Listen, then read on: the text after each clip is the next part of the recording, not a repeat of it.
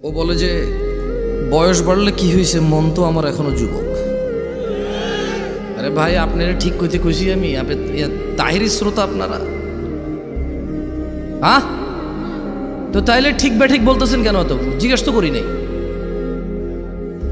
ভাই, সরি ভাই, কিছু করার দেয়। এই যে ভিডিও ম্যানরা বলবে যে জামশেদ মজুমদার কি অহংকার নিয়ে কথা বলে, মানুষের তুচ্ছ করে কথা বলে। আরে গেলা ওনারা কি করতেছে এখানে?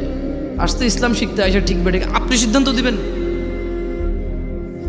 যখন থেকে শ্রোতারা ঠিক বেঠিক সিদ্ধান্ত দিচ্ছে, তখন থেকে বক্তারা যা খুশি তা বলে যে ঠিক কিনা, লোকে কয় ঠিক ঠিক হয়ে যায়, শেষ। আর কোনো মানদণ্ড নাই ঠিক বেঠিকের, কোনো কোরআন সুন্নাহ থেকে দলিল প্রমাণ লাগে না, খালি বক্তা গবু ঠিক কিনা, শ্রোতা গবু ঠিক, এই ঠিক, ব্যাস। যুব সমাজের অবক্ষয়তার কারণ যদি নিয়ে কথা বলি, সবগুলো তো দূরের কথা,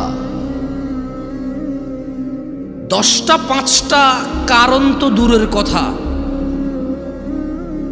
যদি খালি যুবকের নেশার বিষয়ে কথা বলি, তো কতক্ষণ বলা সম্ভব? কতক্ষণ বললে নেশার বিষয় বলে শেষ করা সম্ভব? আর আমি বা কতটুকু জানি কতটুকু অধঃপতন হয়েছে। যুবতীর বেপরদা, পর্দাহীনতা, এইটা নিয়ে যদি কথা বলি, তাহলে কতক্ষণ বলা সম্ভব? কতটুকুই বা বলার জ্ঞান রাখি?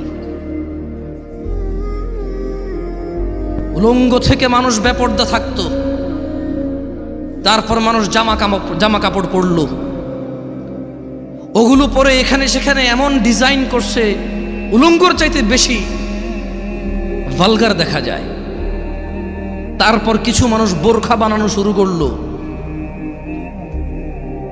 স্ট্রবেরি কালার, পিঙ্ক কালার, বুকের সামনে ফুল, নাভির নিচে ফুল, কোমরের মধ্যে পিতা দিয়ে টাইট করে বান্দা দিয়া হাত এভাবে তুইলা মেয়েরা মাদ্রাসার হাঁটে এখন। তো যুবতীর, আমার বোনের বেপরদা নিয়ে কথা বললে কতক্ষণ কথা বলবো, আর কতটুকুই বা বলা সম্ভব? আমি বা কতটুকু জানি? যুবকের অবক্ষয় নিয়ে কথা বললে, রাস্তাঘাটে কোনো মেয়ে ছক্কা লুডু খেলে না, সবগুলা যুবকরাই তো খেলে। রাস্তাঘাটে যুবতীরা সিগারেট, গাঁজা, ইয়াবা সেবন করে বেড়ায় না, যুবকরাই করে। এখনো সিনেমা হলের টিকিট যুবক যুবতীকে ফুসলায় ফাসলায় 2টা টিকিট কেটে নিয়ে যায় সিনেমা দেখতে। এখনো জানার সমস্ত বিল যুবক ভরে।